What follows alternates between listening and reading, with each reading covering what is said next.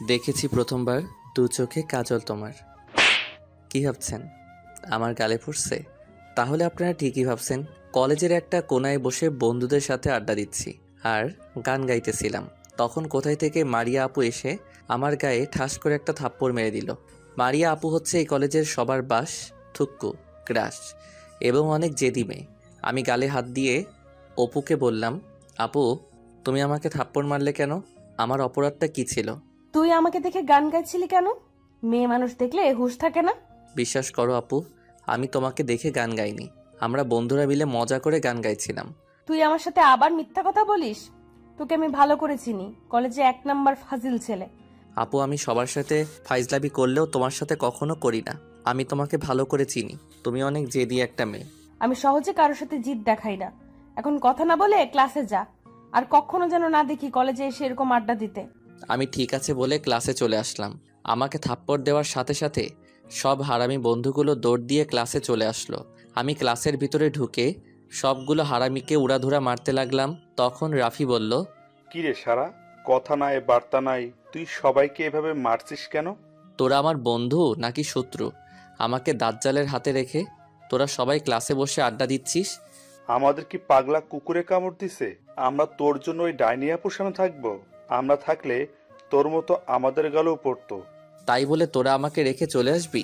এই বন্ধুকে বাঁচাবি না? তোরা বন্ধু নাকি শত্রু? তুই যেটা ভাবিস, মারিয়া আপুকে দেখলে এমনি হাঁটু কাঁপে, আর তুই বলছিস ওনার থেকে তোকে বাঁচিয়ে আনতে। আর তুই এমনিও একটু ফাজলামি একটু বেশি করিস। ঠিক আছে, তোদের মতো বন্ধু আমার দরকার নেই। যে বন্ধু বিপদের সময় পাশে না থাকে সেই সব বন্ধু আমার দরকার নেই। এখন থেকে তোরা তোদের মতো থাকবি, আমি আমার মতো থাকবো। বাই। প্লিজ বন্ধু, রাগ করিস না। তুই তো জানিস কলেজের সব ছাত্রছাত্রী মারিয়া আপুকে ভয় পাই। ওনার সামনে আমরা থাকি কি করে? তুই একটু ফাজলামি কমিয়ে দে, তাহলে আমরা সব সময় তোর পাশে থাকবো। ঠিক আছে, আমি এখন থেকে কারোর সাথে ফাইজলামি করব না। এভাবে কথা বলতে বলতে স্যার ক্লাসে ঢুকলো। সবাই দাঁড়িয়ে সালাম দিল। তারপর স্যার পড়া শুরু করলো। হঠাৎ স্যার আমার দিকে তাকিয়ে বলল, কি ব্যাপার মিস্টার ফাজিল, আজকে তুই এত চুপচাপ কেন? তুই তো কখনো চুপ থাকার ছেলে না। স্যার আজকে থেকে আমি আর দুষ্টুমি করব না, আমি এখন ভালো হয়ে গেছি। তাহলে এবার মনে হয় আমার টাকলা মাথায় চুল গজাবে। এতদিন তোর ফাজলামির কারণে আমার মাথার চুলগুলো সব পড়ে গেছে। স্যার আপনার মাথায় কখন চুল ছিল? আপনার তো আগে থেকেই মাথায় চুল নেই, তাহলে এখন কোথায় থেকে আসবে? তুই কিন্তু বলছিস আজকে থেকে দুষ্টামি করবি না, তাহলে এখন আবার দুষ্টামি করছিস কেন? আরে আমি কি বলতে চেয়েছি আপনার কথায় না বলে থাকতে পারলাম না। তুই কখনোই ভালো হবি না। তুই ফাজিল, ফাজিলই থাকবি। তোকে আমার ভালো করে চেনা আছে। চেনা থাকলে ওরকম কথা বলেন কেন? আপনি জানেন না আমি অনেক ভদ্র ছেলে? তুই কেমন ভদ্র কলেজে সবাই জানে। এখন কথা না বলে পড়ায় মন দে। আমি আর কোনো কথা বললাম না। স্যারের ক্লাস শেষ হলে আমি সিট থেকে উঠে স্যারের পিছনে গেলাম। তখন আমি স্যারকে বললাম, এই যে মাহবুব, তোমাকে রহমান শিকদার আজকে তার সাথে দেখা করতে বলেছে। রাসেল, তুই কি কখনো ভালো হবি না? আমি তোর আঙ্কেল হই, কলেজে আমাকে স্যার বলে ডাকতে বলছি, বাইরে হলে অন্য হিসাব। আর এখানে তো কেউ নেই, এখন কথা না বলে বিকালে রহমান শিকদারের সাথে দেখা করতে চলে যাবে। আমি এখন আসি। বাই টাকলা আঙ্কেল। তুই আর ভালো হবি না। তুই আমার মান সম্মান সব শেষ করে দিবি। যা ভাগ তাড়াতাড়ি। আমার সাথে কিন্তু লাগতে আসবে না, তাহলে কিন্তু আন্টির কাছে বলে দিব। তুমি সবসময় আমাদের তিশা ম্যাডামের দিকে তাকিয়ে থাকো। তোর হাতে পায়ে ধরি, তুই এমনটা কখনো করিস না। ওই ডাইনি আমাকে বাসায় জায়গা দিবে না। ও আমার কথা বিশ্বাস করে না। তুই যা বলিস তাই বিশ্বাস করে। ঠিক আছে, তোর যা খুশি করতে মন চাই কর, আমি তোকে আর কিচ্ছু বলবো না। তারপরেও আমার নামে তোর আন্টির কাছে মিথ্যা কথা বলিস না। ঠিক আছে, কথাটা যেন মনে থাকে। আমি গেলাম বলে আঙ্কেলের সামনে থেকে চলে আসলাম। আসলে আন্টি আমাকে অনেক ভালোবাসে, তাদের কোনো ছেলে মেয়ে নেই তো, তাই আমাকে নিজের ছেলের মতো আদর করে। তো যাই হোক, আঙ্কেলের ওখান থেকে সব হারামি বন্ধুদের কাছে গেলাম। তাদের সাথে কিছুক্ষণ আড্ডা দিয়ে আবার ক্লাসে চলে আসলাম। আমি যত ফাইজলামি করি না কেন, আমার পড়ালেখা ঠিক থাকে। কলেজের সবার সাথে দুষ্টুমি করলেও মারিয়া আপুর সামনে গেলে আমার ভিতরে সব কিছু হজম হয়ে যায়, যার নমুনা সকালে দেখছেন। এবার আমাদের পরিচয়টা দিয়ে দিই। এতক্ষণ দুষ্টুমি করতে করতে আপনাদের পরিচয় দিতে ভুলে গেছি। এই ফাজিলটাকে সবাই চেনেন, তারপরেও বলছি, আমি রাসেল। পরিবারে আমাদের সদস্য 4 জন। আমি, আব্বু আম্মু আর একটা কিউট বোন আছে। বোনটা এবার ক্লাস 5-এ পড়ে। তার নাম রাইসা। আর আমার আব্বু হচ্ছে বাংলাদেশের টপ বিজনেসম্যান রহমান শিকদার। আর আম্মু একজন গৃহিণী। আমি এবার ইন্টার ফাইনাল ইয়ারে পড়ি। আর যে সকালে আমাকে গালে আদর করেছে তার নাম তো জানেন, তার নাম মারিয়া, বড়লোক বাবার একমাত্র মেয়ে। মারিয়া আপু দেখতে যেমন সুন্দর তেমন তার নামটাও। তবে মারিয়া আপু অনেক জেদি। আপু এবার অনার্স প্রথম বর্ষে পড়ে। আর এই কলেজে আমার 3টা বেস্ট ফ্রেন্ড আছে, রাফি, মেহেদি এবং আফসান।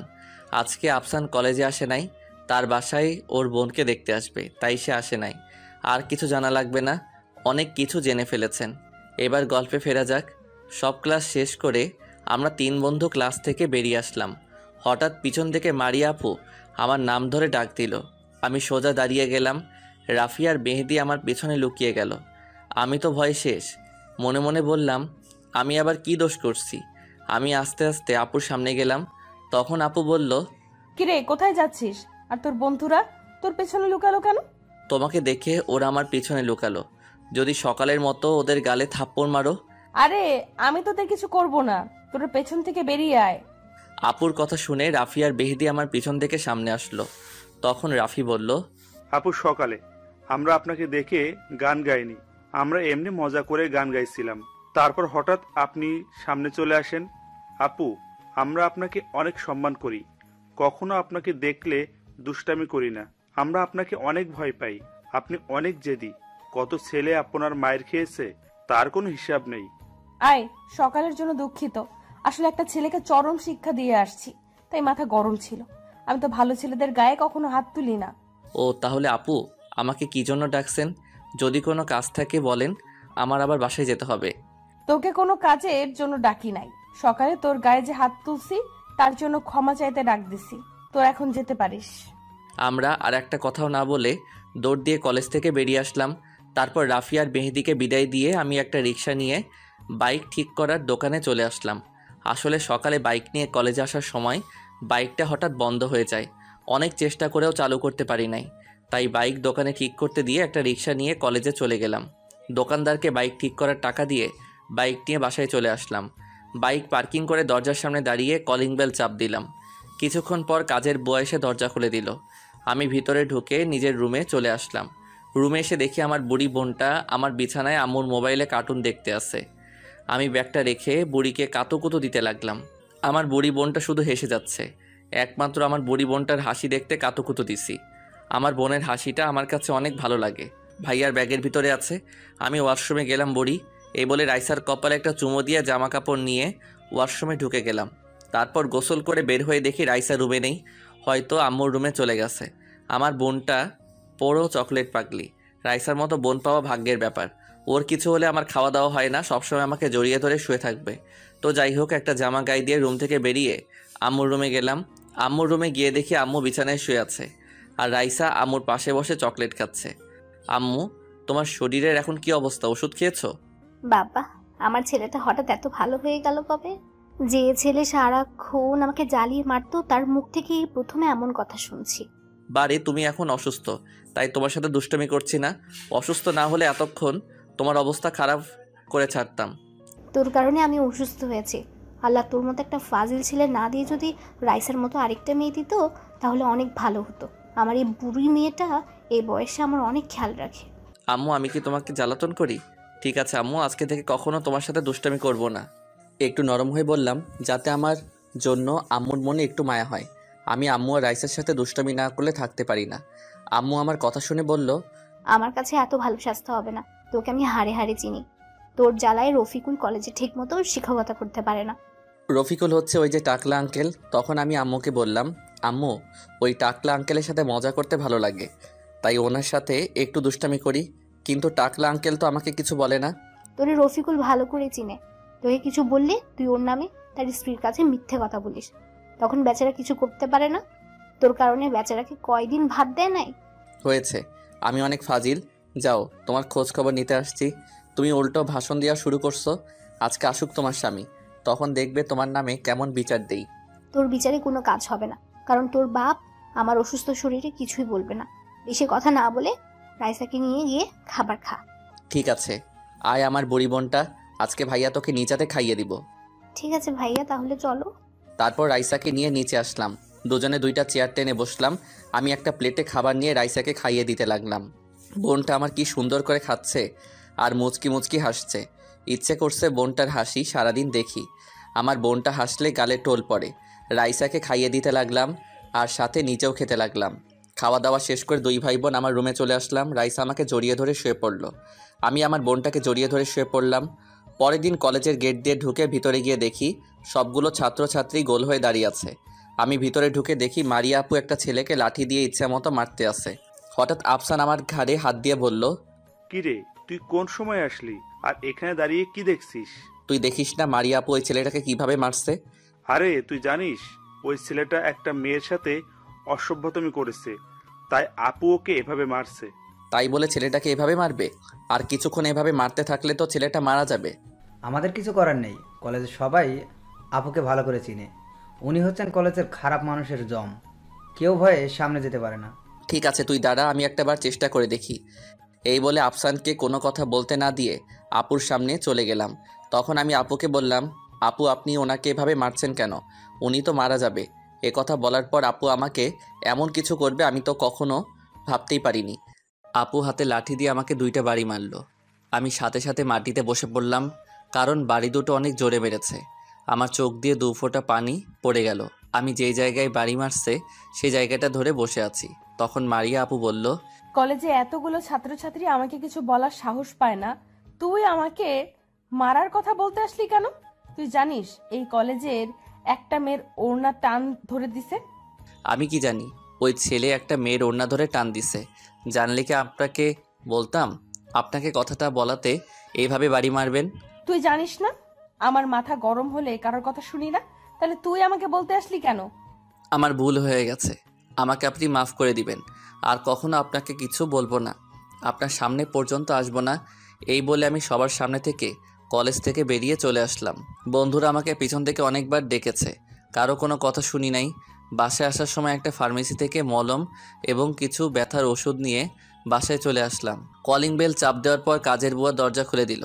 আমি সোজা নিজের রুমে চলে আসলাম। আম্মুকে দেখলাম সোফায় বসে কার সাথে যেন মোবাইলে কথা বলছে। আমি কোনো কথা বললাম না, বিছানায় বসে ব্যথা জায়গায় মলম লাগাতে লাগলাম। আগে একটা ব্যথার ওষুধ খেয়ে নিছি, মলম লাগিয়ে বিছানায় শুয়ে পড়লাম। কিছুক্ষণ পর আম্মু আমার রুমে এসে বলল, কিরে, কলেজ থেকে চলে আসলি যে? তোর কি শরীর খারাপ নাকি? তেমন কিছু না আম্মু, হঠাৎ মাথাটা ব্যথা করছে তাই কলেজ থেকে চলে আসলাম। সত্যিটা বললাম না, তা না হলে আম্মু আব্বুকে সব বলে দিবে।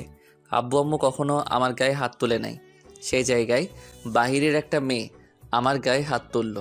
তখন আম্মু বলল, তাহলে ওষুধ খেয়ে কিছুক্ষণ রেস্ট নে, দেখবি এমনি ঠিক হয়ে যাবে। এই কথা বলে আম্মু রুম থেকে বেরিয়ে গেল। আমি যত দুষ্টমি করি না কেন আব্বু আম্মু আমাকে কিছু বলে না।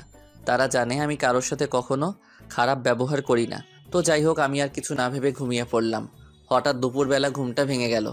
আমি বিছানা থেকে ওঠার চেষ্টা করলাম কিন্তু উঠতে পারছি না। আমার শরীরে প্রচুর জ্বর চলে আসছে। হঠাৎ রাইসা আমার রুমে ঢুকে বিছানায় বসে আমাকে ডাকতে লাগলো। আয় ভাইয়া, ওঠো, আম্মু তোমাকে বলেছে ফ্রেশ হয়ে নিচে খাবার খেতে যেতে।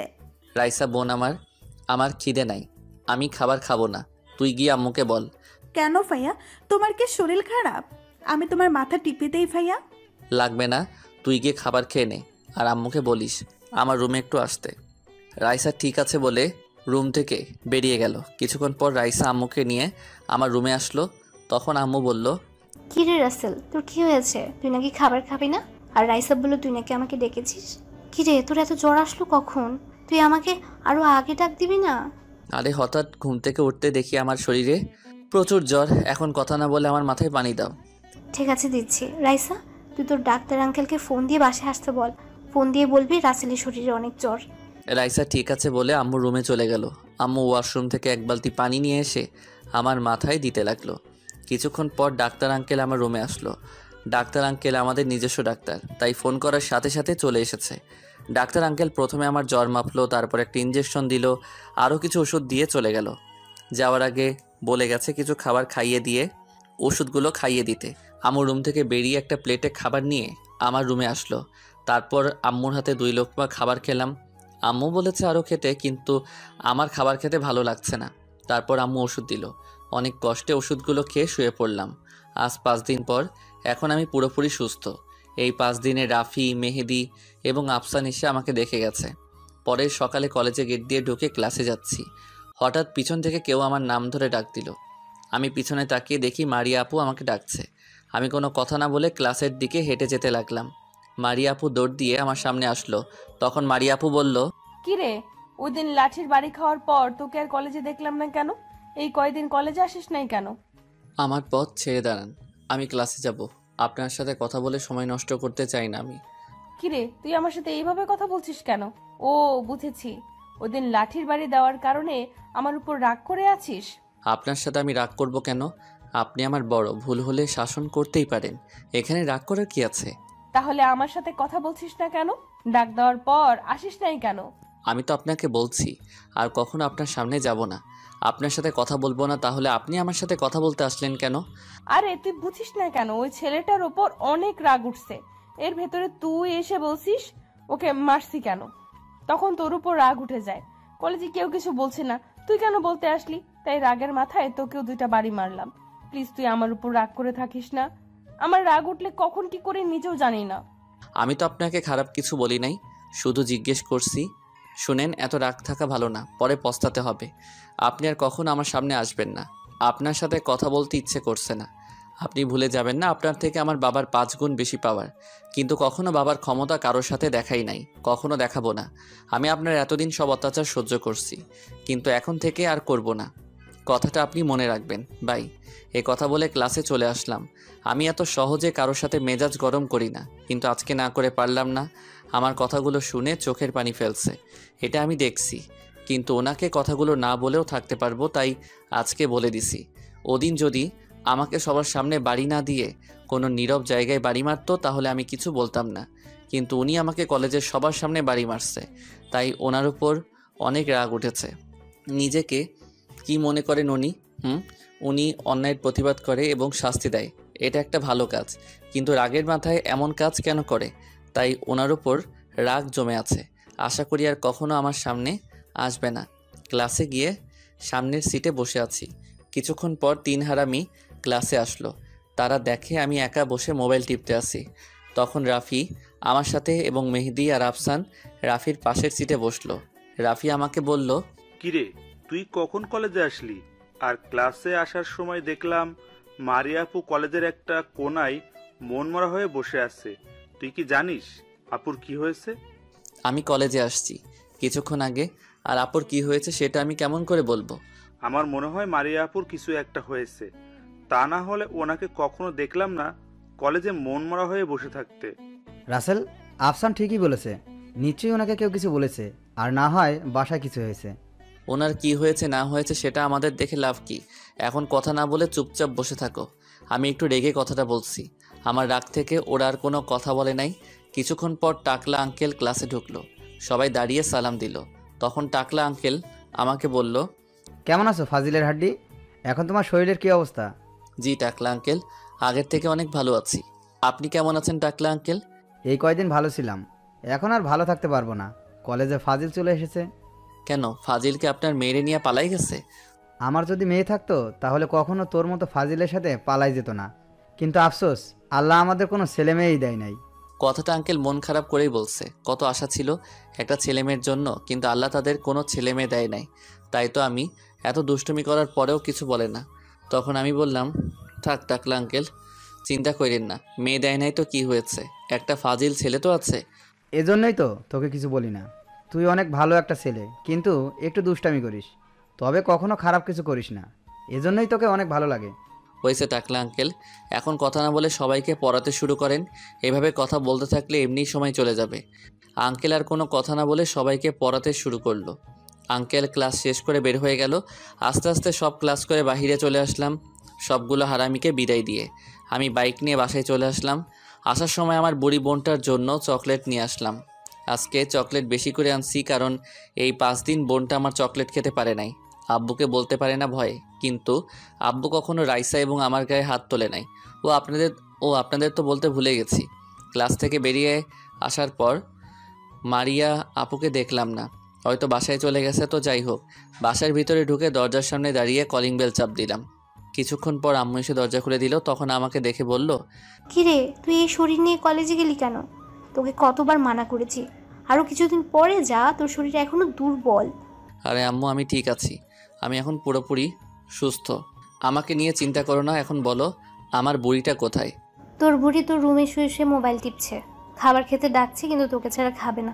তুই ফ্রেশ হয়ে বুড়িকে নিয়ে নিচে আয়, আমি টেবিলে খাবার দিচ্ছি। আমি ঠিক আছে বলে ওপরে এসে নিজের রুমে চলে আসলাম। রুমে এসে দেখি আমার বুড়ি বোনটা পায়ের উপর পা দিয়ে আরাম করে মোবাইল টিপতে আছে। কিরে বুড়ি, স্কুল থেকে এসে মোবাইল নিয়ে বসে আছিস, খাবার খাওয়া লাগবে না? ভাইয়া তুমি এসেছো, আগে আমার চকলেট দাও, তারপরে খাবার খাবো। আমি জানি তো আমার বোনটা চকলেট না খেলে খাবার খাবে না। ভাইয়ার ব্যাগে আছে, তুই বস, ভাইয়া ফ্রেশ হয়ে আসছি, তারপর দুজনে একসাথে খাবার খেতে যাব। রাইসা ঠিক আছে বলে আমার ব্যাগ থেকে চকলেট নিয়ে খেতে লাগলো। আমি জামা কাপড় নিয়ে ওয়াশরুমে ঢুকে গোসল করে বের হয়ে দেখি রাইসা চকলেট খাচ্ছে। তারপর একটা জামা গায়ে দিয়ে বুড়িকে নিয়ে নিচে চলে আসলাম। দুই ভাই বোন খাবার খেয়ে রুমে চলে আসলাম। তারপর রাইসা আমাকে জড়িয়ে ধরে শুয়ে পড়ল। পরের দিন কলেজে ঢুকে সব হারামিকে খুঁজতে লাগলাম। গতকাল কলেজ ছুটি হওয়ার পর সবগুলো আমার সাথে তেমন কথা বলে নাই। একটু রেগে কথা বলার কারণে ওদের খুঁজতে খুঁজতে দেখি 3 হারামি কলেজের একটা গাছের নিচে বসে আড্ডা দিচ্ছে। আমি ওদের পাশে গিয়ে বসলাম। তখন আমি বললাম, কিরে তোরা সবাই কেমন আছিস? আমার উপর রাগ করে আছিস তাই না? আসলে গতকালকের জন্য সরি রে। তোরা হঠাৎ ওনার কথা বলার কারণে মাথা গরম হয়ে গেছে, তাই একটু রেগে কথা বলছি। প্লিজ মাফ করে দে, আর কখনো তোদের সাথে রেগে কথা বলবো না। ঠিক আছে, এ কথা যেন সবসময় মনে থাকে। তারপর 3 হারামির সাথে বসে বসে আড্ডা দিতে লাগলাম। হঠাৎ কলেজের গেটে চোখ পড়তে আমি পুরো অবাক হয়ে গেলাম। আমি কাকে দেখছি? সে আর কেউ নয়, মারিয়া আপু। আজকে কলেজে শাড়ি পরে এসেছে। তাকে দেখতে একদম পরীর মতো লাগছে। মারিয়া আপু সোজা আমাদের সামনে এসে আমাকে বলল, কেমন আছো রাসেল? যদি তোমার সময় থাকে তাহলে আমার কিছু কথা শুনবে। কি কথা বলুন? এখানে না, তোমার সাথে একা কিছু কথা বলবো। চলো দুজনে কোথাও গিয়ে কথাগুলো বলি। সরি, আপনার কিছু বলার থাকলে এখানেই বলেন, আমি অন্য কোথাও যেতে পারবো না। আরে আপু যখন তোর সাথে একা কথা বলতে চাই তাহলে সমস্যা কোথায়? রাসেল, রাফি ঠিক কথাই বলেছে, তুই আর এখানে বসে কথা বল, আমরা ক্লাসে যাচ্ছি। এই বলে 3 হারামি আমাকে রেখে ক্লাসে চলে গেল। তারা চলে যাওয়ার পর মারিয়া আপু আমার সাথে বসলো। তখন আপু বলল, আমি মানছি আমার অনেক রাগ, আমি অল্পতেই রেগে যাই। কি করব বলো? আমি কারো খারাপ দেখতে পারি না। রাগের মাথায় কখন কার সাথে কি করি তা নিজেও বলতে পারবো না। তুমি প্লিজ আমাকে ক্ষমা করে দাও। কালকে রাতে একটুও ঘুমাতে পারি নাই, শুধু তোমার কথাগুলো ভাবছি। শুনেন, আমি আপনার অন্যায়ের বিরুদ্ধে প্রতিবাদ করা, তাদের শাস্তি দেওয়া, এটা আমার কাছে অনেক ভালো লাগে। আর আমি আপনাকে সবসময় সম্মান দিয়ে চলি। কিন্তু আপনি 2টা দিন অন্যায়ভাবে আমার গায়ে হাত তুলছেন। তুমি আমাকে ক্ষমা করে দাও, আমি আগের থেকে রাগটা কমিয়ে দিব। তোমার গায়ে হাত তোলার পর নিজের কাছে অনেক খারাপ লাগছে। ঠিক আছে, আমি আপনাকে ক্ষমা করে দিছি। তবে এমন কাজ যদি আর কখনো আমি এবং অন্য কারোর সাথে করেন তাহলে আপনাকে আমি কখনো ক্ষমা করব না। ঠিক আছে, আমি আর এমন কাজ কখনো করব না। শুধু যারা খারাপ কাজ করবে তাদের আমি শাস্তি দিব। আজকের থেকে আমরা তাহলে বন্ধু হয়ে থাকবো। আপনি আমার থেকে বড়, আমি আপনার সাথে বন্ধুত্ব করতে পারবো না। আর কলেজের সবাই খারাপ ভাববে। এখানে খারাপ ভাবার কি আছে? আমরা শুধু বন্ধু হয়ে থাকবো। আজ পর্যন্ত দেখছো আমি কোনো ছেলের সাথে বন্ধুত্ব করতে? আজ শুধু তোমার সাথে করতে এসেছি। কে কি বললো সেটা দেখার সময় নেই আমাদের। তুমি বলো আমার সাথে বন্ধুত্ব করবে? আপনার সাথে বন্ধুত্ব করতে পারি, তবে আমি আপনাকে আপনি করে বলবো। আমি এমনি মেয়েদের সাথে বন্ধুত্ব করি না, শুধু আপনার জোরাজোরিতে বন্ধুত্ব করতে বাধ্য হলাম। কিন্তু আমি আমার 3 হারামি বন্ধুকে ছাড়তে পারবো না। সমস্যা নেই, আজকে থেকে আমরা 5 জনে মিলে আড্ডা দিব, বাইরে ঘুরতে যাব, একসাথে ফুচকা খাবো, কলেজের মাঠে আড্ডা দিব। আমি তেমন মা বাবার আদর পাইনি, তারা সবসময়ই তাদের কাজ নিয়ে বিজি থাকে। যখন যেটা চাই সেটা কিন্তু এনে দেয়, এই কারণে আমার জিদ একটু বেশি। ও সমস্যা নেই, আস্তে আস্তে সব ঠিক হয়ে যাবে। এখন আপনি ক্লাসে যান, আমার ক্লাসের সময় হয়ে গেছে। তুমি মনে হয় আমার কথা ভুলে গেছো। তোমাকে বলছি না আমাকে তুমি করে বলবে? ঠিক আছে, এখন থেকে তুমি করে বলবো। এবার তুমি ক্লাসে যাও। আমি আমার ক্লাসে গেলাম। ওকে যাও, তবে কলেজ ছুটি হওয়ার পর আমার জন্য অপেক্ষা করবে, দুজনে একসাথে বাসায় যাব। আমি ঠিক আছে বলে ক্লাসের দিকে যেতে লাগলাম। আমি ওনাকে এবারের মতো মাফ করে দিছি। এরপর আমার সাথে এরকম করলে আমার সাথে খারাপ কেউ হবে না। তো যাই হোক, আমি ক্লাসের ভিতরে ঢুকে সামনের সিটে বসে পড়লাম। তখন রাফি আমাকে বলল, কিরে, এতক্ষণ ধরে কি কথা বলছিস? তাহলে শোন।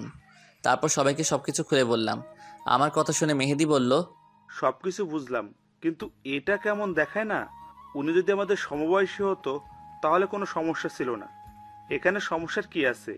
এখন কলেজের সিনিয়র জেদি মেয়ে আর ফাজিল ছেলে একসাথে হয়েছে, এখন শুধু মজাই আলাদা। ওই তোরা থামবি? সবগুলোকে করলার রস খাওয়ামো বেশি কথা বললে।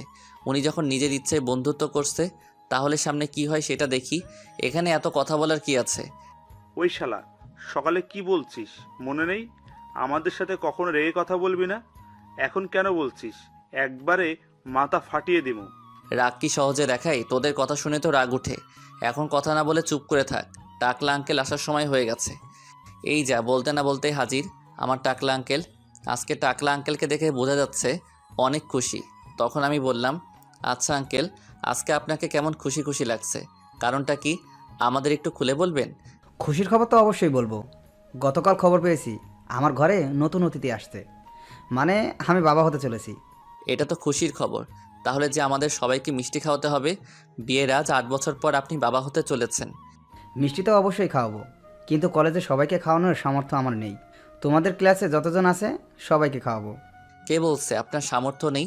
তোমার একটা ছেলে ক্লাসে বসে আছে, সেটা তুমি চোখে দেখো না? আমি আমাদের নতুন অতিথি আসা উপলক্ষে কলেজের সবাইকে মিষ্টি খাওয়াবো। তুমি কোনো চিন্তা করো না। আঙ্কেল আমাকে কথা শুনে কান্না করে দিল। তখন আঙ্কেল বলল, তুই আর তোর পরিবার আমার জন্য আর কত করবি? তোদের জন্য আমি এখনও বেঁচে আছি।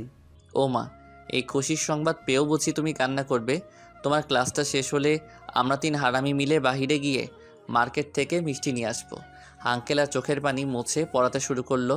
কোনো রকম ক্লাসটা শেষ করে আমি সহ বাকি 3 হারামিকে নিয়ে মার্কেটে চলে গেলাম। তারপর মার্কেট থেকে দামি মিষ্টি কিনলাম। আমার কার্ডে টাকা ছিল। মিষ্টি কিনে একটা গাড়িতে উঠায় আবার কলেজে চলে আসলাম। গাড়ি থেকে সব মিষ্টি বের করলাম। মিষ্টি বের করে একটা করে ক্লাসে ঢুকে সবার হাতে 2টা করে মিষ্টি দিতে লাগলাম। প্রায় ক্লাসে দেওয়া শেষ। এখন বাকি রয়েছে মারিয়াপুর ক্লাসরুম আর আমাদের ক্লাসরুম। আমরা 4 বন্ধু মিলে মারিয়াপুর ক্লাসরুমে স্যারের কাছ থেকে অনুমতি নিয়ে ঢুকলাম। আর আসার আগে একটা প্ল্যান করে আসলাম, সেটা কিছুক্ষণ পর দেখতে পাবেন। তখন স্যার বলল, আরে মিস্টার ফাজিল রাসেল, তোমরা হঠাৎ সিনিয়রদের ক্লাসে? আবার দেখি তোমাদের হাতে মিষ্টির প্যাকেট। স্যার আমি তো আগের মতো দুষ্টমি করি না। আমি এখন কত ভালো ছেলে হয়ে গেছি। তাই নাকি? তা এবার বলো, হঠাৎ মিষ্টি নিয়ে কেন আসলে? আসলে স্যার আমার আঙ্কেল রফিক স্যারের সন্তান হবে। সেই খুশিতে কলেজের সবাইকে মিষ্টি বিতরণ করছি। তাহলে ঠিক আছে, আগে আমারটা দিয়ে তারপর সবাইকে দাও। স্যার একটা কথা বলি, আপনি রাগ করবেন না। আমার ইচ্ছা কি সিনিয়র আপুদের নিজ হাতে মিষ্টি খাইয়ে দিব। প্লিজ স্যার, আপনি মানা করবেন না। খাওয়াতে পারো, তবে কারোর সাথে দুষ্টামি করতে পারবা না। আর একটা কথা, তোমরা সবাই কি রাসেলের হাতে মিষ্টি খেতে চাও? স্যারের কথা শুনে মারিয়া আপু দাঁড়িয়ে বলল, স্যার, এমন একটা ফাজিল ও মিষ্টি ছেলের হাতে মিষ্টি খেতে কার না ভালো লাগে? স্যার আমি ভালো ছেলে, আমার মতো ছেলেই হয় না। দেখছেন মারিয়া আপু আমাকে কি বলছে? আচ্ছা ঠিক আছে, এখন সবাইকে মিষ্টি খাইয়ে দাও। দেখছো না সবাই মিষ্টির প্যাকেটের দিকে তাকিয়ে আছে? দেখে মনে হচ্ছে অনেক দামি মিষ্টি। জি স্যার, সবাইকে কম দামি মিষ্টি খাওয়াইলে বদদোয়া দিবে, তাই বেশি দামি মিষ্টি আনলাম। তারপর স্যারকে 2টা মিষ্টি দিয়ে সিনিয়র আপুদের আমি মিষ্টি খাইয়ে দিতে লাগলাম। রাফি, মেহেদি এবং আফসান ছেলেদের দিচ্ছে। সিনিয়র আপুদের খাওয়াতে খাওয়াতে মারিয়া আপুর সামনে আসলাম। আসলে আমি মেয়েদের পিছন সিটে থেকে দেওয়া শুরু করেছি, কারণ মারিয়া আপুর সামনে বসা ছিল। তাকে একটু দেরি করে দিব। মারিয়া আপুর সামনে আসার পর আমাকে বলল, তুমি হঠাৎ এত পরিবর্তন হলে কেমনে? সকালে তোমাকে কি বলছি মনে নেই?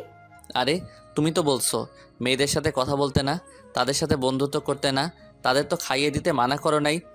আমার সাথে দুষ্টুমি করছো। আজকে কলেজ ছুটি হোক, তারপর তোমাকে মজা বোঝাবো। সেটা কলেজ ছুটি হওয়ার পর দেখা যাবে।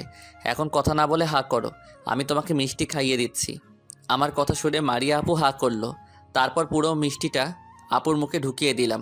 আপু 2 কামড় দেওয়ার সাথে সাথেই মুখ থেকে মিষ্টিটা ফেলে দিল।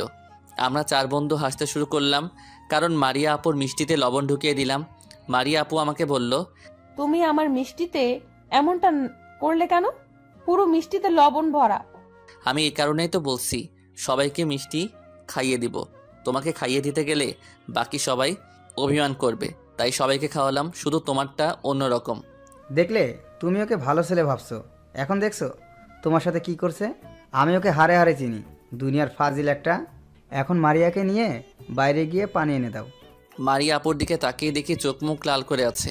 আমি ভয় পেয়ে তাড়াতাড়ি ক্লাস থেকে বেরিয়ে দৌড় দিয়ে ক্যান্টিন থেকে একটা পানির বোতল নিয়ে আসলাম।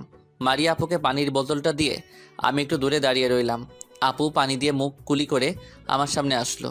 তখন আমাকে বলল, আমি মনে করছি তুমি ভালো হয়ে গেছো, এখন দেখি তুমি ফাজিলই রয়ে গেছো। সরি আপু, তুমি রাগ করো না, তোমার সাথে একটু মজা করছি। তুমি বলছো না আমাদের বন্ধু, তাই বন্ধুর সাথে একটু মজা করলাম। করেছো, বেশ করেছো। তাই বলে ক্লাসের সবার সামনে এমন করবে? আমারও সময় আসবে, দেখবে তখন কি করি। সেটা তখন দেখা যাবে। এখন হাঁ করো, তোমাকে মিষ্টি খাইয়ে দেই। এটার মধ্যে কিছু নেই, তুমি বিশ্বাস করতে পারো। ঠিক আছে, খাইয়ে দাও। আমি আরেকটা মিষ্টি মারিয়া আপুর মুখে দিলাম। তারপর আপু যেটা করলো তার জন্য মোটেও প্রস্তুত ছিলাম না। আপু, তুমি এটা কি করলে? দেখো, পুরো আঙ্গুল লাল হয়ে গেছে। এটা তোর আমার সাথে দুষ্টুমি করার শাস্তি। তুই আমাকে লবণ খাইয়ে দিলি কেন? তাই বলে তুমি আমার আঙ্গুলে কামড় দিবে? যাও, তোমার সাথে কথা নাই। আজকে থেকে তোমার সাথে ব্রেকআপ। ওই, আমি কি তোর সাথে প্রেম করি তুই আমার সাথে ব্রেকআপ করছিস? আরে, বন্ধুত্বের ব্রেকআপ করছি তোমার সাথে। আজকে থেকে তোমার সাথে আমার কোনো বন্ধুত্ব নাই। তুমি তোমার পথে চলবে, আমি আমার পথে চলবো। সকালে মাত্র বন্ধুত্ব হয়েছে, একটা দিন যেতে না যেতেই বন্ধুত্ব শেষ। ঠিক আছে, আমি সরি বলছি, আর এমন দুষ্টুমি তোর সাথে করব না। তাহলে ঠিক আছে, আর এমন দুষ্টুমি করলে কিন্তু একবারে ব্রেকআপ করব। ঠিক আছে, এখন ক্লাসে যা, দেরি হলে স্যার বকাঝকা করবে। কলেজ ছুটি হওয়ার পর আমার জন্য অপেক্ষা করিস। আমি ঠিক আছে বলে তিন হারামিকে নিয়ে ক্লাসে চলে আসলাম। তারপর সব ক্লাস শেষ করে বাইরে আসার সময় আঙ্কেল ডাক দিল। তিন হারামিকে বিদায় দিয়ে আঙ্কেলের সামনে গেলাম। তখন আমি বললাম, বলেন টাকলা আঙ্কেল, কেন ডেকেছেন? আর আপনার চোখে পানি কেন? তোরা আমার জন্য এত কিছু কেন করিস? আমি কি তোদের এই ঋণ কখনো শোধ করতে পারবো? আপনি এটা কি বলছেন? আমাদের ঋণ আপনাকে কখনো শোধ করতে হবে না। শুধু আমাদের জন্য দোয়া করবেন। আমাদের যা কিছু আছে তা সারা জীবন বসে খেলেও শেষ করা যাবে না। আর আমি তোমার ছেলে হয়ে এই কাজ করছি। এই কথা বলার সাথে সাথে আঙ্কেল আমাকে জড়িয়ে ধরে কান্না করে বলতে লাগলো, তুই পুরো তোর বাবার মতো, তোর ভিতরে কোনো অহংকার নেই। দোয়া করি আল্লাহ যেন তোদের সবসময় সুস্থ রাখে। হয়েছে হয়েছে, এখন কান্না বন্ধ করো। আমি বিকালে তোমার বাসায় যাব। আমি আমার আম্মুর সাথে দেখা করতে যাব। ঠিক আছে যাস, তাহলে তুই বাসায় যা, আমি আমার বাসায় গেলাম। তুমি বাসায় যাও, আমি বাসায় যেতে একটু দেরি হবে, কারণ মারিয়া আপুকে সাথে করে নিয়ে যাব। আঙ্কেল ঠিক আছে বলে কলেজ থেকে বেরিয়ে গেল।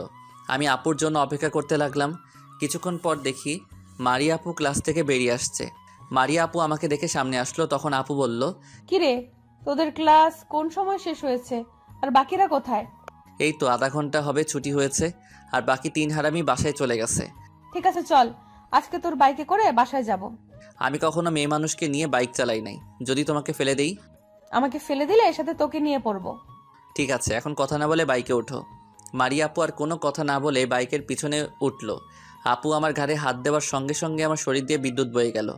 আমি কোনো কথা না বলে বাইক চালাতে লাগলাম। তখন মারিয়া আপু বলল, আচ্ছা রাসেল, তুই কি কখনো কারো প্রেমে পড়েছিস বা কোনো মেয়ের সাথে প্রেম করছিস? আমার দ্বারা এসব হবে না। আমার মতো ফাজিলের সাথে কোনো মেয়ে প্রেম করবে না। তুই তো সব সময় সবার সাথে ফাজলামি করিস না, তাহলে কোনো মেয়ের প্রেম করবে না কেন? তুই একবার কাউকে পছন্দ করে প্রপোজ করে দেখ, দেখবি মেয়ে ঠিকই রাজি হয়ে যাবে। আমি এসব প্রেম ভালোবাসা করব না। শুনেছি প্রেম ভালোবাসা করলে ছেলেদের জীবন নষ্ট হয়ে যায়। মেয়েটা ছেড়ে গেলে ছেলেটা কষ্ট পায়, আর ছেলেটা ছেড়ে গেলে মেয়েটা কষ্ট পায়। তাই এসব প্রেম ভালোবাসা মাথায় আনিনি। এমনি আছি, পুরো বিন্দাস আছি। শোন, দুজনের মনের মিল থাকলে কেউ কাউকে ছেড়ে যায় না। আচ্ছা, তুমি এসব আমাকে বলছো কেন? আর তুমি কারোর সাথে প্রেম করছো? কলেজের সকল ছেলেরা তোমার পিছে ঘুরে, কিন্তু তুমি কাউকে পাত্তা দাও না কেন বলো তো? আসলে তোর মতো আমিও এসব বিশ্বাস করি না। আর কলেজের ছেলেরা আমার পেছনে ঘুরে কোথায়? সবাই তো দূর থেকে তাকিয়ে দেখে, আমার সামনে আসার সাহস পায় না। তোমার সামনে আসবে কেমন করে? তুমি যে জেদি মেয়ে, এমনি সবার তোমাকে দেখলে পেটের ভিতর সব হজম হয়ে যায়। আমি জিত কি এমনিই কারোর সাথে দেখাই? যারা অন্যায় করে তাদের উপর দেখাই। তারপরেও তোমার জিদটা একটু কন্ট্রোল করো, তা না হলে কখন হয়ে যাবে আল্লাহ ছাড়া কেউ বলতে পারবে না। ঠিক আছে, এখন থেকে জিতটা একটু বেশি কন্ট্রোল করে রাখবো। কথা বলতে বলতে আপুর বাসার সামনে চলে এসেছি। আপু তাদের বাসায় যেতে বলেছে, কিন্তু আমি যাইনি। কাজ আছে বলে বিদায় নিয়ে নিজের বাসায় চলে আসলাম। দেখতে দেখতে 2টা মাস চলে গেল। এখন আপু আমার সাথে রাগ দেখায় না। সবসময় আমার সাথে কলেজে আড্ডা দেয়। আমাকে কোনো মেয়ের সাথে কথা বলতে দেয় না। সবসময় ওনার চোখে চোখে রাখে। আপুর এমন কেয়ার আমার অনেক ভালো লাগে। এখন আমিও কারোর সাথে তেমন দুষ্টুমি করি না। আপুর সাথে চলতে চলতে তাকে আমি ভালোবেসে ফেলেছি। জানি না মারিয়া আপু আমাকে ভালোবাসে কিনা, তবে আমি আপুকে মনের কথা খুব তাড়াতাড়ি খুলে বলতে হবে, তা না হলে অন্য কেউ এসে নিয়ে যাবে। যদি আপু রাজি হয় তাহলে সারা জীবন বুকের ভিতর আগলে রাখবো, কখনো দূরে যেতে দিব না। রাজি না হলে আর কখনো আপুর সামনে যাব না, তার সাথে কথা বলবো না, তাকে সবসময় এড়িয়ে চলবো। পরশু আমার জন্মদিন, তাই ভাবছি আপুকে আমার জন্মদিনে দাওয়াত করব, আর আমার মনের কথা খুলে বলবো। সকালে সবার সাথে নাস্তা করে বাসা থেকে বেরিয়ে বাইক নিয়ে সোজা কলেজে চলে আসলাম। গেট দিয়ে ঢুকে বাইক পার্কিং করে 3 হারামি বন্ধুদের কাছে গেলাম। কিরে, তোরা সবাই কেমন আছিস? আর মারিয়া আপু কলেজে এসেছে? আমরা কিছুক্ষণ আগে আসলাম, আর মারিয়া আপুকে তো দেখলাম না। আজকে তোকে কেমন খুশি খুশি লাগছে, ব্যাপারটা কি? আসলে আমি না মারিয়া আপুকে ভালোবেসে ফেলেছি, কিন্তু এখনও ওনাকে বলতে পারি নাই। তাই ভাবলাম কালকে আমার জন্মদিনে আপুকে প্রপোজ করব। আপু কি রাজি হবে? তুই তো মারিয়া আপুর ছোট, প্রপোজ করলে আমার মনে হয় না রাজি হবে। আরে ছোট তো কি হয়েছে, প্রেম ভালোবাসা ছোট বড় সমস্যা নেই। আর সিনিয়র আপুর সাথে প্রেম করতে আলাদা মজা, তাদের থেকে ভালোবাসা বেশি পাওয়া যায়। শালা, আজ পর্যন্ত রিয়াকে নিজের মনের কথা বলতে পারলাম না, আর সেখানে তুই সিনিয়র আপুকে প্রপোজ করবি? দেখবি, প্রপোজ করলে তোর কপালে দুঃখ আছে। আরে মামা, এসব মনের কথা বলতে বুকে সাহস থাকা লাগে। রাসেলের যে রকম সাহস আছে তোর তো সেটাও নাই। রিয়াকে দেখলে দৌড় দিয়ে পালিয়ে যাস, সেখানে তুই করবি প্রেম? মেহেদি, ঠিক কথাই বলছিস। শালা আজ একটা বছর রিয়ার পিছনে ঘুরে তাকে মনের কথা খুলে বলতে পারে নাই। তুই চিন্তা করিস না রাসেল, যদি আপুর মনে তোর জন্য ভালোবাসা থাকে তাহলে অবশ্যই আপু রাজি হবে। তোর জন্য শুভকামনা রইল। তোরা আমাকে এইভাবে কথা বলতে পারলি? দেখবি 2 দিনের ভিতরে রিয়াকে প্রপোজ করে তোদের সবাইকে দেখাবো। শুধু প্রপোজ করলে হবে না, রিয়ার সাথে প্রেম করে দেখাতে হবে। প্রপোজ করলে তো মানা করে দিতে পারে। আমার মতো শান্ত ভদ্র ছেলে আর কোথাও পাবি নাকি? আমার বিশ্বাস রিয়া আমার ভালোবাসা অ্যাকসেপ্ট করবে, দেখে নিস তোরা। ওই তোরা থামবি? কি শুরু করছিস তোরা? আমি মরি আমার টেনশনে, তোরা আছিস রিয়াকে নিয়ে। এখন আমাকে তোরা কোনো বুদ্ধি দে, কিভাবে মারিয়া আপুকে প্রপোজ করব। হঠাৎ মেহেদি আমার কথা শুনে বলল, আমার কাছে একটা প্ল্যান আছে। তোর জন্মদিনে তুই আপুকে নিয়ে ছাদে আসবি, আর আমরা 3 জনে মিলে ছাদের উপরে সুন্দর করে সাজিয়ে রাখবো। নিচে কেক কাটা শেষ হলে তুই আপুকে নিয়ে উপরে চলে আসবি, তারপর মারিয়া আপুকে প্রপোজ করবি। তোর কিছু করা লাগবে না, যা করার আমরা করব। তুই শুধু আমাদের 50,000 টাকা দিলেই চলবে। ঠিক আছে, আমি তোদের কলেজ থেকে যাওয়ার সময় টাকা দিয়ে যাব। আমরা বসে বসে কথা বলছি, হঠাৎ কলেজের গেটে চোখ পড়তেই যেটা দেখলাম সেটা দেখে আমি মোটেও প্রস্তুত ছিলাম না। আমি দেখি একটা ছেলে বাইকে করে মারিয়া আপুকে কলেজে নিয়ে আসলো। ছেলেটা দেখতে অনেক সুন্দর।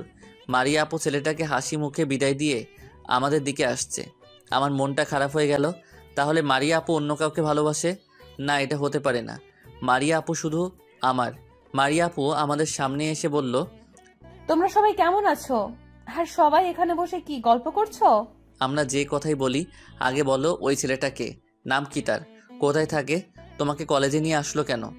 আরে থামো, এতগুলো প্রশ্ন কেউ একসাথে করে? তোমরা যে ছেলেটাকে দেখছো ও হচ্ছে আমার মামাতো ভাই আকাশ। আকাশ তাদের অফিস দেখাশোনা করে।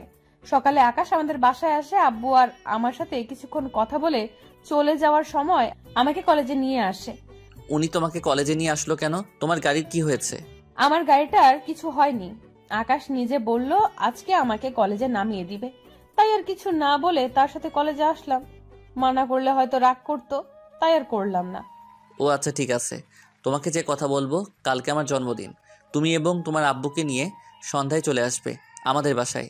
দ্বিতীয়বার যেন বলা না লাগে। যদি তুমি মানা করো তাহলে তোমার সাথে কোনো কথা বলবো না। আরে আমি কি তোমাকে মানা করছি? ঠিক আছে, কালকে আব্বুকে নিয়ে তোমাদের বাসায় যাব। এখন খুশি? অনেক খুশি। আর শোনো, কালকে তুমি একটা নীল রঙের শাড়ি পরে আসবে। নীল শাড়িতে তোমাকে অনেক সুন্দর লাগে। ঠিক আছে, আসবো। এখন ক্লাসে যাও, আমার ক্লাসের সময় হয়ে গেছে। আমি ঠিক আছে বলে 3 হারামিকে নিয়ে ক্লাসে চলে আসলাম। তারপর সব ক্লাস শেষ করে বাইরে এসে 3 হারামিকে আমার কার্ডটা দিয়ে দিলাম। 3 হারামি যাওয়ার পর আমি বাইক নিয়ে মারিয়া আপুর জন্য অপেক্ষা করতে লাগলাম, কারণ আজকে আপু গাড়ি নিয়ে আসে নাই। কিছুক্ষণ পর মারিয়া আপু ক্লাস থেকে বেরিয়ে এসে আমার বাইকে উঠলো। দুজনে কথা বলতে বলতে মারিয়া আপুর বাসায় চলে আসলাম। মারিয়া আপুর কাছ থেকে বিদায় নিয়ে বাসায় চলে আসলাম। আঙ্কেল আন্টিকে আসতে বললাম। পরের দিন 3 হারামি ছাদের উপরে ফুল দিয়ে সাজাচ্ছে। আমি নিচে মেহমানদের সাথে কথা বলছি। হঠাৎ গেটের দিকে তাকিয়ে আমি পুরো অবাক হয়ে গেলাম। মারিয়া আপু আজকে শাড়ি পরে আমাদের বাসায় আসছে। দেখতে অনেক কিউট লাগছে, যেন একটা পরী আমাদের বাসায় ঢুকতে আসে। আমার কথা মতো নীল রঙের শাড়ি পরে আসছে, সাথে আপুর আব্বু এসেছে। আমি দাঁড়িয়ে না থেকে তাদের সামনে গিয়ে আঙ্কেলকে সালাম দিলাম। তারপর আঙ্কেলের সাথে কিছুক্ষণ কথা বলে আব্বুর সাথে পরিচয় করিয়ে দিলাম। তখন আমি মারিয়া আপুকে একটু সাইডে এনে বললাম, তোমাকে আজকে অনেক সুন্দর লাগছে। আমার কথা মতো নীল রঙের শাড়ি পরে আসার জন্য ধন্যবাদ তোমাকে। তোমাকেও কিন্তু আজকে অনেক সুন্দর লাগছে। আমার মতো তুমিও দেখি নীল পাঞ্জাবি পরেছো। তার একটা কারণ আছে, কেক কাটার পর দেখবে। কি কারণ সেটা কি জানতে পারি? সেটা সময় হলে দেখতে পাবে। এখন চলো সবাই মিলে কেক কাটি। তারপর আপু আমার সাথে স্টেজে উঠলো। আব্বু আম্মু আমার দুই পাশে দাঁড়ালো। মারিয়া আপু আম্মুর সাথে দাঁড়ালো। আর 3 হারামি বন্ধু আমাদের সামনে দাঁড়িয়ে ছবি তুলতে লাগলো। তারপর আমি কেক কাটলাম। সবাই আমাকে জন্মদিনের শুভেচ্ছা জানালো। প্রথমে আব্বু আম্মুকে কেক খাইয়ে দিলাম, তারপর টাকলা আঙ্কেল এবং আন্টিকে খাইয়ে দিলাম। একটু কেক নিয়ে আপুর মুখের সামনে ধরলাম। আপু আমার দিকে তাকিয়ে কেকটা খেয়ে নিল। তারপর মারিয়া আপু একটু কেক নিয়ে আমাকে খাইয়ে দিল। আমি 3 হারামিকে ডাক দিয়ে তাদের কেক খাইয়ে দিলাম। ওদের কানে কানে বললাম ছাদে গিয়ে সব কিছু ঠিক করে রাখতে। আমি মারিয়া আপুকে নিয়ে আসছি। আমার কথা মতো 3 হারামি ছাদের উপরে চলে গেল। আমি মারিয়া আপুকে একটু সাইডে এনে বললাম, তোমাকে এখন আমার সাথে একটু ছাদে যেতে হবে, তবে তোমার চোখ বেঁধে নেওয়া হবে। হঠাৎ ছাদের উপর কেন? আবার চোখ বেঁধে নিবে কেন? সেটা গেলে দেখতে পাবে। এখন আর কোনো কথা বলতে পারবে না। আমার কথা শুনে মারিয়া আপু আর কোনো কথা বলল না। আমি একটা রুমাল দিয়ে আপুর চোখ বেঁধে দিলাম। তারপর আপুকে নিয়ে ছাদে যেতে লাগলাম। আমি আপুর 2 হাত শক্ত করে চেপে ধরলাম। ছাদের উপর নিয়ে আমি 10-12টা গোলাপ ফুল নিয়ে আপুর সামনে গেলাম। তারপর আপুর চোখের বাঁধন খুলে দিলাম। তারপর 3 হারামি সব লাইট জ্বালিয়ে দিল। আপু ছাদের দিকে তাকিয়ে অবাক হয়ে গেল। তার থেকে বেশি অবাক হলো আমাকে দেখে। আমি আপুর সামনে হাঁটু গেড়ে বসে গোলাপ ফুলটা হাতে নিয়ে বলতে লাগলাম, তোমার কাছে গিয়েছিলাম নিয়ে বড় আশা, যদি পাই একটু তোমার হৃদয়ের ভালোবাসা। হোক না জানাজানি এই মেলামেশা, মিথ্যে নয় সত্যি আমাদের এই ভালোবাসা। মনের মতো ঘোরার সময় সঙ্গী যদি পাই, ঘুরবো পথে লয়ে তারে, তোমারে জানাই আই লাভ ইউ মারিয়া আপু, আমি তোমাকে অনেক ভালোবাসি। তারপর মারিয়া আপু যেটা করলো সেটার জন্য মোটেও প্রস্তুত ছিলাম না। মারিয়া আপু আমাকে দাঁড় করিয়ে ঠাস করে একটা থাপ্পড় মেরে দিল। তারপর বলল, তুই 2 মাস আগে আমাকে কলেজে যে কথা বলছিস, তারপর থেকে আমি তোকে ভালোবাসি। তোর এত কেয়ার করি, মেয়েদের থেকে দূরে দূরে রাখি, সব সময় আমার চোখে চোখে রাখি, তাতে তুই বুঝিস না? আমাকে কখনো ছেড়ে যাবে না তো?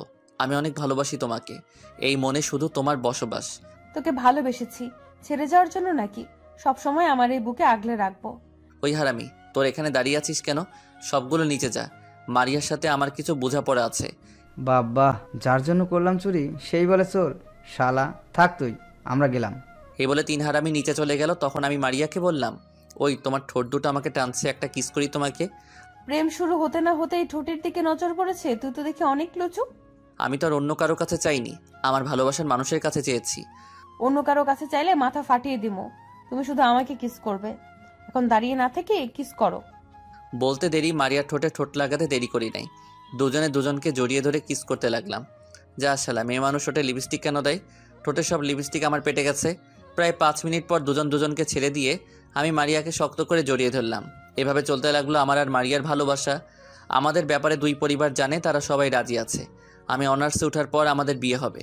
আর রাফি রিয়াকে প্রপোজ করছে, রিয়া রাজি হয়ে গেছে। রিয়া নাকি রাফি মারিয়ার মতো আগে থেকে ভালোবাসতো। এর ফাঁকে মারিয়ার মামাতো ভাই আকাশের বিয়ে হয়ে গেছে। ওই দিন আকাশ সকালবেলা এসেছে মারিয়া এবং তার আব্বুকে বিয়ের দাওয়াত দিতে। তো সবাই ভালো থাকবেন, আল্লাহ হাফেজ। একটু ভালো রিলেশনের জন্য খুব বেশি টাকা পয়সার প্রয়োজন হয় না, শুধু ভালো 2টা মনের দরকার হয়, যেখানে একজন আরেকজনকে নিজের মতোই বিলিভ করবে। এর নামই হচ্ছে প্রকৃত ভালোবাসা।